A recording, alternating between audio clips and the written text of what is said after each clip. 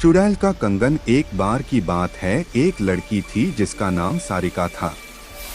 सारिका 15 साल की लड़की है जो छुट्टियों में अपने गांव दादा दादी के घर घूमने जाती है।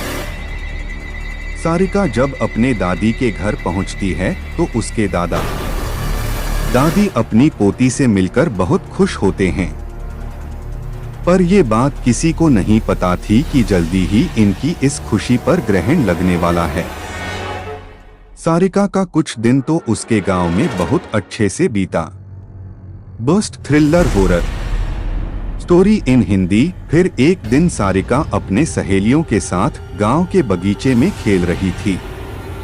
सारिका खेलते खेलते आम के पेड़ को देखती है। उसके बाद वो अपने सहेलियों से कहती है, चलो न आम तोड़ते हैं। सारिका ढेले से आम को तोड़ने की कोशिश करती है और उसका ढेला आम पर लग भी जाता है, जिससे आम गिर जाता है। पर आम गिरते हुए थोड़ी दूर मिट्टी में दबे एक पोटली के पास चला जाता है। सारिका जब आम लेने वहां पहुंचती है तो उसे पोटली का थोड़ा हिस्सा उसे दिखाई देता है। वो सोचती है कि क्या है ये सोचकर वो पोटली बाहर निकल लेती है। उस पोटली को खोलकर देखती है तो उसे उसमें कंगन मिलते हैं जो बहुत पुराने दिख रहे होते हैं। सारिका को तो पता भी नहीं था कि ये कंगन उसकी जिंदगी का सबसे भयानक हिस्सा बनने वाला है। वो कंगन उसे अपने और आकर्षित कर लेता है, जिसकी वजह से वो उस कंगन में अपने घर लेकर चली आती है। सारिका क्यों डर जाती है दादी की बातों से, घर आकर वो ये सारी बातें अपनी दादी को बताती है और वो कंगन भी दिखाती है। फिर दादी ने जो कहा वो सुनकर सारिका डर से कांपने लगती है। New horror stories in Hindi. दादी कहती हैं कि वो पोटली कोई आम पोटली नहीं थी, वो एक चुड़ैल की पोटली थी।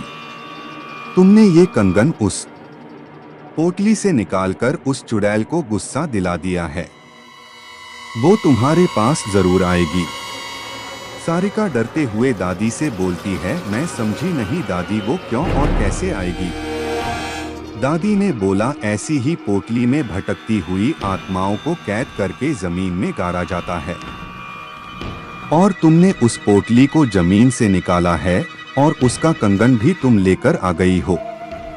तुम इस मनहूस कंगन के साथ उस चुड़ैल को भी अपने पीछे ले आई हो। ऐसी भटकती हुई गुस्सैल चुड़ैलें अपना बदला लेती हैं। वो चुड़ैल भी हमसे अपना बदला लेने जरूर आएगी। सारिका के साथ उस रात क्या हुआ, सारिका इस बात से डरती तो है पर उसे ज्यादा यकीन नहीं होता।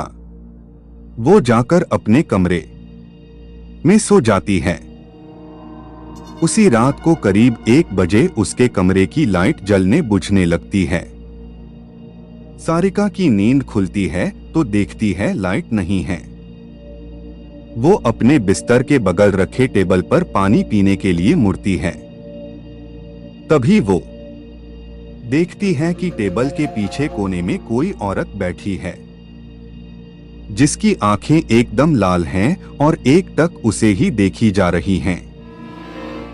सारिका चिल्लाते हुए अपने दादी के पास जाती है पर दादी के कमरे में दादी उसको नजर नहीं आती। वो बरामदे में जाती है तो दादी उसको जमीन पर गिरी मिलती हैं।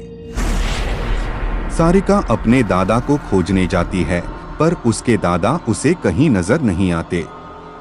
जब वो पूरे घर में अंधेरे में खुद को अकेला पाती है तो डर के मारे बेहोश हो जाती है। सुबह उसकी नींद खुलती है तो उसे अपने दादा दादी दिखते हैं। वो अपने दादी को सारी कहानी बीते रात की बताती है। दादी बोलती हैं, हम दोनों अपने कमरे में ही थे। दादी सब समझ गई। उन्होंने बोला, ये सब उस चुड़ैल का किया है। वो कंगन उस पोटली में वापस रखना होगा वरना वो यहाँ से नहीं जाएगी। सारिका बोलती है, चलो न दादी, अभी कंगन रखाते हैं। दादी बोलती है नहीं, उस चुड़ैल से पीछा छुड़ाना है तो तुम्हें अकेले ही, वो भी रात में जाकर उस कंगन को वहां रखना होगा, क्योंकि वो तुम्हारे पीछे है।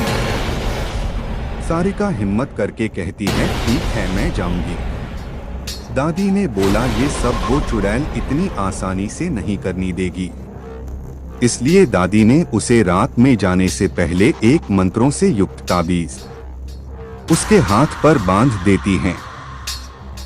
क्या सारिका चुड़ैल से पीछा छुड़ा पाई? अब सारिका रात होने के बाद अकेले बगीचे की तरफ निकलती है। थोड़ी देर बाद उसे किसी के रोने की आवाज सुनाई देती है, पर दादी ने कहा था वो चुड़ैल तुम्हें अपनी तरह आकर्षित करेगी, तुम उसकी तरफ ध्यान मत देना, वरना वो तुझे अपने कब्जे में कर लेगी। एक बार उसने तुम्हें अपने कब्जे में कर लिए तो फिर कोई कुछ नहीं कर पाएगा, वो तुम्हें मार भी सकती है। सारिका इस बात का ध्यान रखते हुए ईयरफोन लगा लेती है और गाना सुनते हुए चलने लगती है।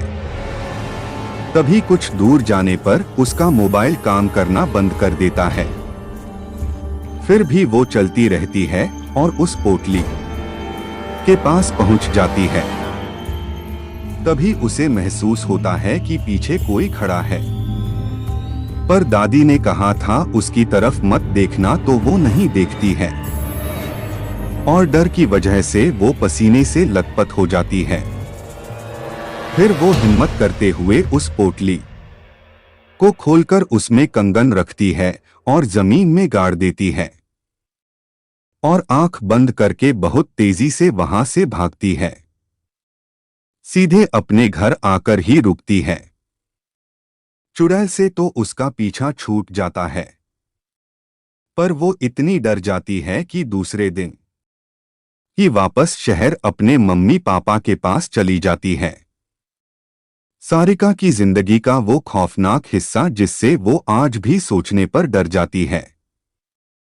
अब तुम लोग गलती से अगर नए हो तो सब्सक्राइब करो, वो जो लाल वाला बटन है उस पर अपने जीजा जी फेंक के मारो या फूफा जी, मुझे नहीं पता, बस क्लिक हो जाना चाहिए। अब मैं भी जा रहा हूं, मुझे मुठिया पेलने जाना है।